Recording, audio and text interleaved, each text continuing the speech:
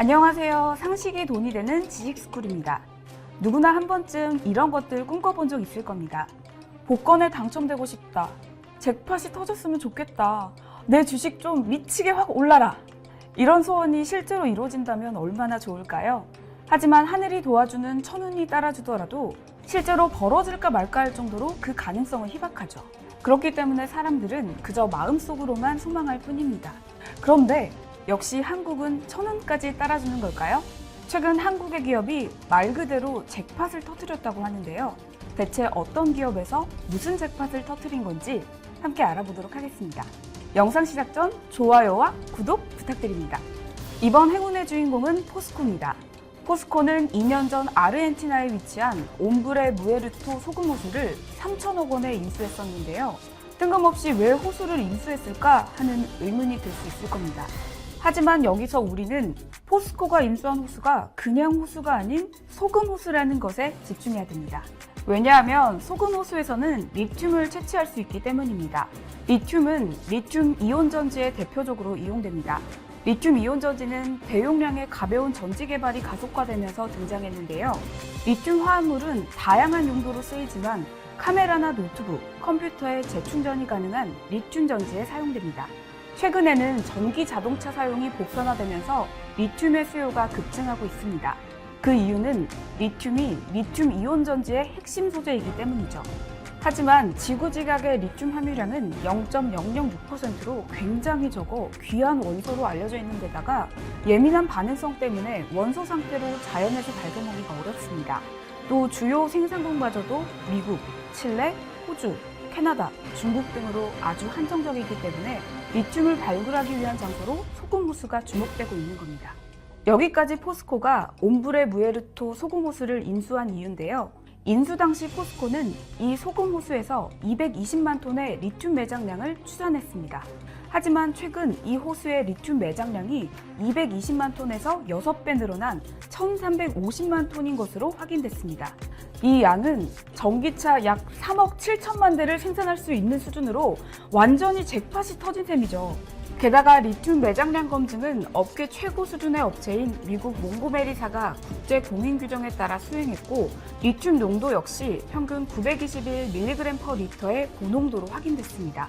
이것이 어떤 의미냐면 옴브레 무에르토 소금 호수가 현재 전 세계 소금 호수 중 리튬 매장량과 농도 모두 세계 최고 수준이라는 겁니다.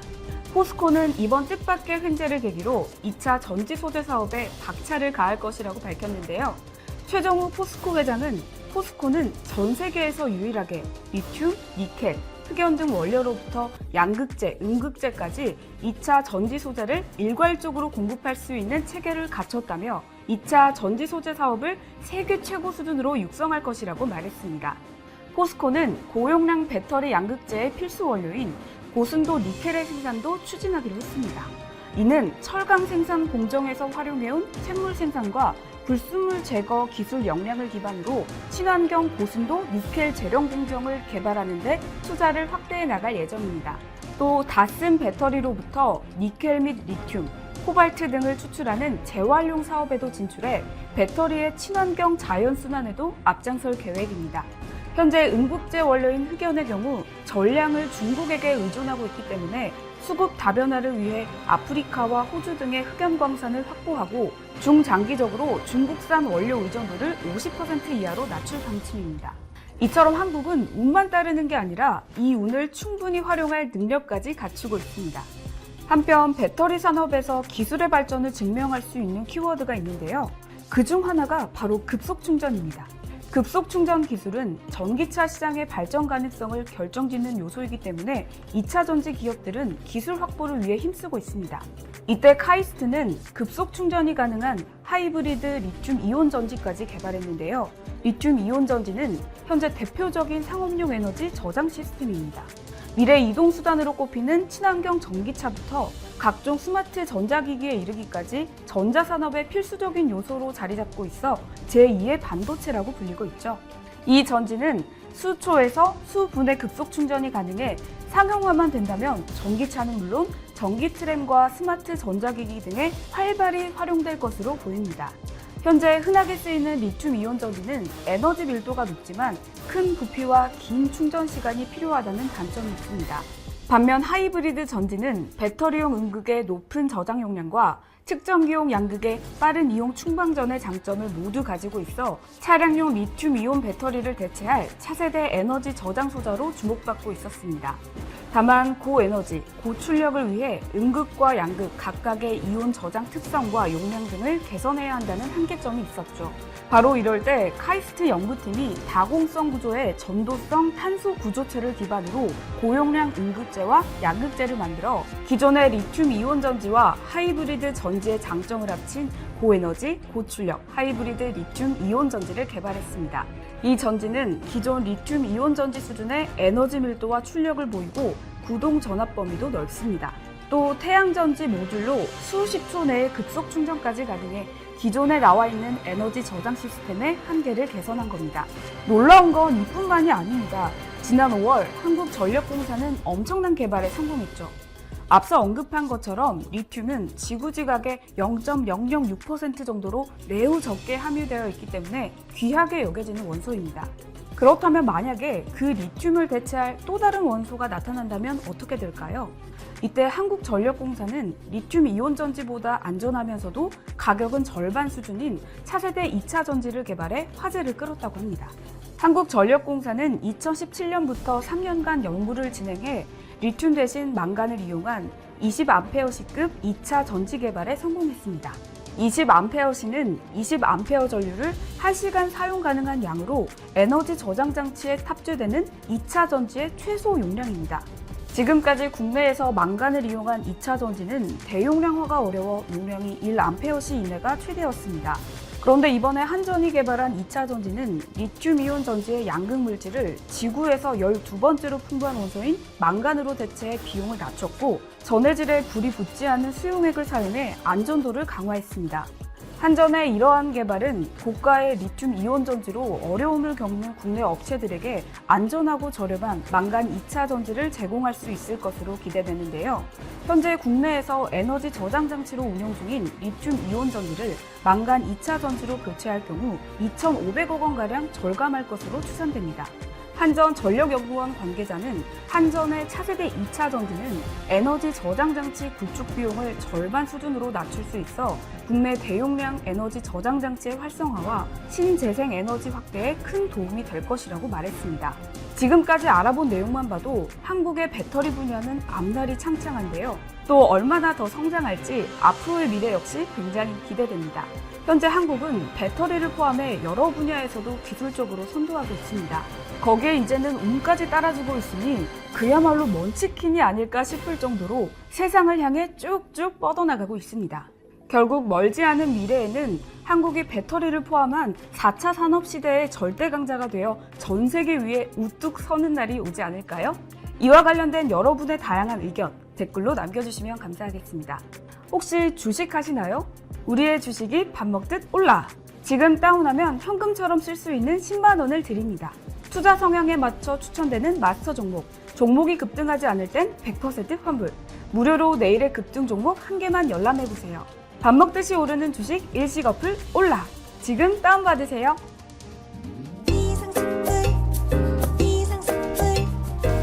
주식을 모르면 이상스쿨. 주식 모르니 이상스쿨.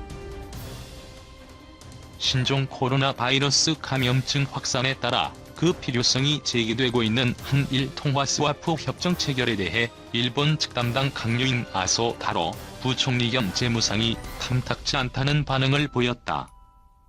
정세균 총리가 지난 27일 외신기자 간담회에서 일본과의 통화 스와프도 이루어지는 게 옳다고 생각한다고 밝힌 직후였다.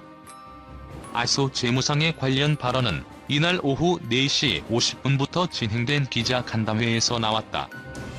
아소 재무상은 실제로 제안이 올 경우 어떻게 대응할지에 대해선 일단 말을 아꼈다.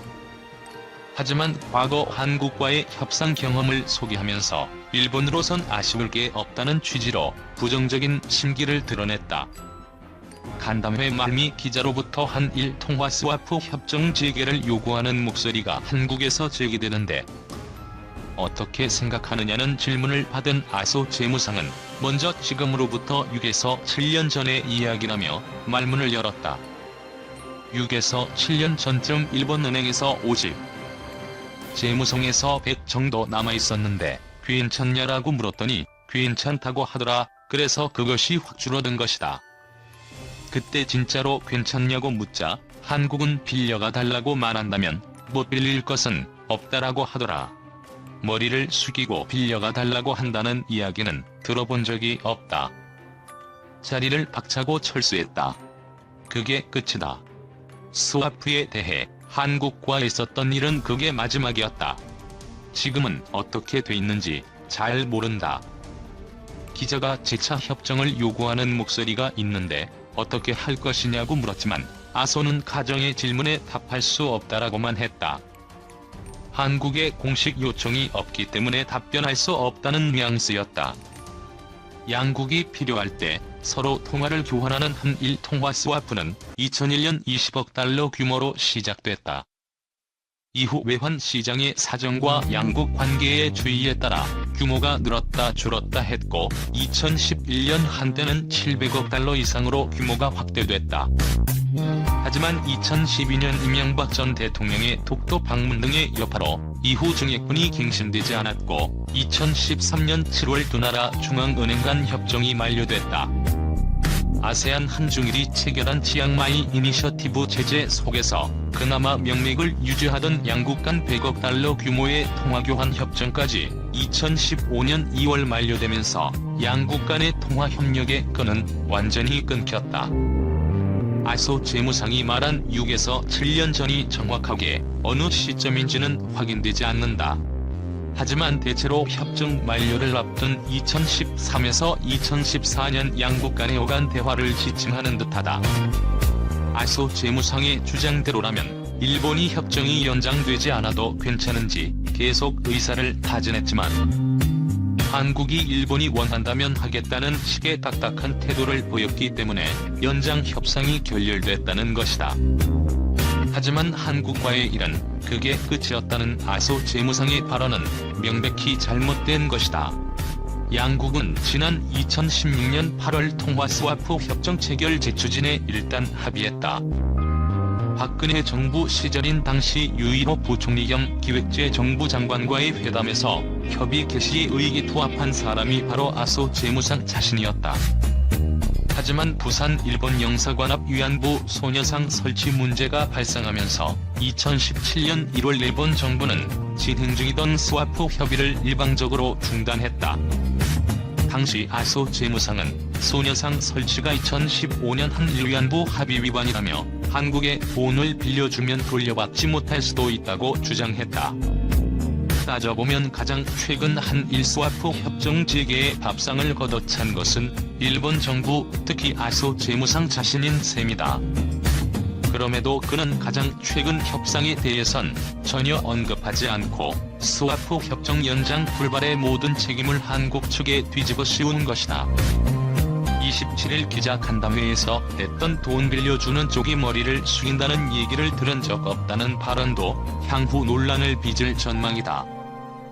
양국 간 협정으로 한국만 혜택을 보고 마치 일본은 일방적으로 시혜를 베푸는 듯한 모욕적인 언사로 비칠 수 있기 때문이다. 옛날에 일본과 통화 스와프 몇억 달러 기사가 나도 통화 스와프는 기본적으로 그 나라 화폐로 하는 거다. 엔화가 우리한테 뭔 쓸모가 있냐. 주식시장 빠져나가는 돈이든 뭐든 전부 달러 필요하고 노재팬 이후로 일본과 교류도 더 줄어서 엔화 필요성은 더 없어졌음. 일본도 마찬가지로 원화는 필요 없다. 서로 필요 없으니 안 하는 거다. 일본 경제 흔들. 미국, 유럽 공장 절반 멈춰. 일본, 엄격한 조치 구현 한국인 입국 금지 취할 듯. 현실은 무엇입니까? 코로나 바이러스 감염증으로 세계 3위 경제 대국 일본이 흔들리고 있다. 토요타, 혼다와 같은 대표 제조기업의 미국, 유럽 현지 공장 절반이 가동을 멈춰버린 것이다. 올림픽 연기까지 겹치면서 올해 일본 경제 성장률은 마이너스를 기록할 것이 확실하다는 전망이 나오고 있다. 30일 니혼 게이제이 신문에 따르면 일본 주요 제조기업의 49%가 미국 현지 공장의 가동을 일부 또는 전면 중단했다. 유럽 공장 가동을 중단한 일본 제조기업은 58%에 달했다. 반면 한 달 전만 해도 전면 가동 중단 상태에 가까웠던 중국 공장은 상당 부분 정상 조업으로 복귀했다. 이는 니케이가 일본 매출 상위 100대 제조기업을 대상으로 한 설문조사의 결과다. 79개 일본 제조기업이 이 조사에 답변했다. 공장 가동 중단 이유는 각국 정부의 이동 중지에 따른 공장 가동 중단 권고도 있지만 세계 경기 불황에 따른 판매량 급감도 주요 이유인 것으로 분석됐다. 수요가 없으니 공장 가동을 줄인 것이다. 일본 못지않게 제조업 의존도가 높은 우리나라 역시 코로나발 수요 침체에 따른 실물 경제 피해가 적지 않을 것이라는 우려가 나온다. 이 신문은 조사 기업의 60%가 올해 생산량이 작년보다 감소할 것으로 예상했다며 글로벌 경기 악영향은 피하기 어려운 상황이라고 했다. 토요타 완성차 공장 18곳 가동 중단. 토요타 자동차는 북미와 유럽 등 최소 14국에서 완성차 공장 18곳의 가동을 중단했다. 토요타는 각국 정부의 방침에 따른 가동 중단으로 앞으로 계획은 세우지 못하고 있다고 했다. 혼다는 북미의 생산 거점 7곳을 포함해 18개 완성차 공장을 멈췄다. 전 세계 혼다 공장 가운데 절반 정도가 가동을 멈춘 것이다. 자동차 부품 회사인 아이심정밀은 해외 공장 약 100곳 가운데 30여 곳의 가동을 중단했다. 타이어 제조업체인 브리지스톤도 세계 78개 생산 거점 가운데 23개 거점을 차례로 가동 중단했다. 미국 공장 7곳이 포함됐다. 중국 공장 가동률은 높아져. 반면 중국 현지 공장의 가동을